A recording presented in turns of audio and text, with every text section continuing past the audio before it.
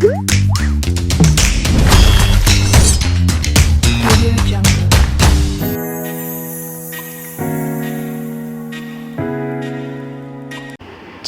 లవంగాలు, మిరియాలు powder, onions, tomatoes, కొత్తిమీర, కరివేపాకు కావాల్సింది మనకు ఇప్పుడు కూరలోకి అన్నమాట. ముఖ్యంగా ఇదిగోండి 1/2 కిలో మటన్ని మనం కడిగి పెట్టేసుకున్నాం అనమాట.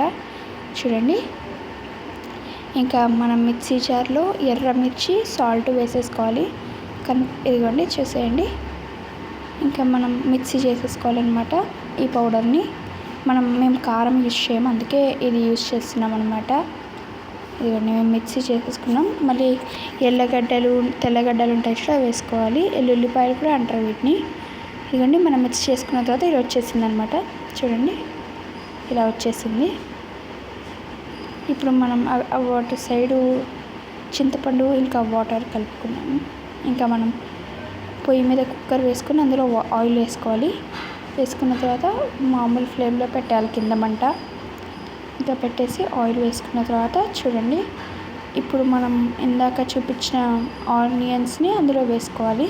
తర్వాత కరివేపాకుని కూడా తర్వాత మిక్స్ చేసేసుకోవాలి. అల్లం వెల్లుల్లి పేస్ట్ మళ్ళీ మిక్స్ చేసేసుకొని ఇంకా పసుపు మళ్ళీ వేసుకొని మిక్స్ చేసుకోవాలి. ఇప్పుడు మనం మటన్ని కూడా వేసేసుకుందాం అనమాట.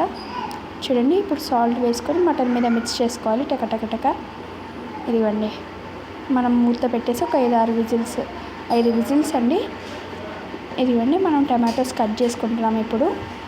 చూడండి, టమాటోస్ కట్ చేసుకున్నాం. ఒక 4-5 అయితే మీకు సరిపోతుంది అనుకోండి. ఒక 4-5 అంతే, ఏం ఎక్కువ కూడా అవసరం లేదు. ఇదిగోండి మనం ఇప్పుడు కుక్కర్ మీద మూత పెట్టేసాం కదండి. ఇప్పుడైతే మనం కుక్కర్ మీద నుంచి తీసేస్తున్నాం అనమాట. కుక్కర్ విజిల్స్ అయ్యాయి అనమాట. ఇదిగోండి మటన్ అయితే ఆల్మోస్ట్ రెడీ అయిపోయింది. చూడండి, మనం బాగా మిక్స్ చేసేసుకుంటున్నాం. ఇంకా తర్వాత ఇందాక చెప్పిన మసాలాని మనం వేస్తున్నాం. లవంగాలు, మిరియాలు, చెక్క, ఇంకా ఇందాక కారం మసాలా ఉంది చూడండి, కారం అది కూడా వేసేసామన్నమాట. మేము అదే యూస్ చేస్తామన్నమాట కారం బదులు. ఇప్పుడు టమాటోలు వేసుకుంటున్నాం. మనం బాగా మిక్స్ చేసేసుకోవాలి టమాటోలు కూడా బాగా. చూడండి, దీని మీద కొత్తిమీర, కరివేపాకు కూడా వేయాలి ఇలాగా.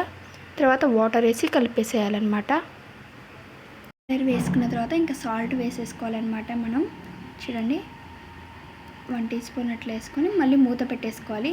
కుక్కర్ మూత పెట్టుకొని విజిల్స్ సెట్ ఇట్లా అనుకోవాలన్నమాట.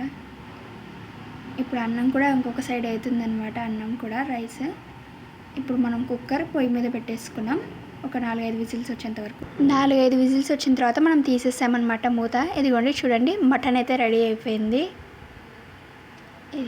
ఇప్పుడు మనం మిక్స్ చేసేసుకోవాలి బాగా కాస్త.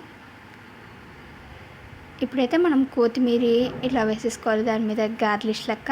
చూడండి, ఇట్లా పైన చూడండి వేసేసుకుంటున్నాం. ఇప్పుడైతే మన మటన్ కర్రీ రెడీ అయిపోయిందండి.